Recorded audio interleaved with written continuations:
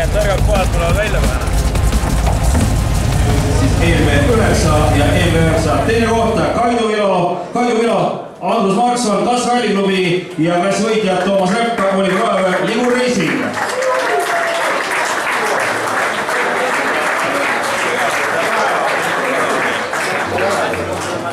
Teeme jah sellise kauba, et loeme terve klassi korraga ette ja kõik siis tulevad siia välja, nii et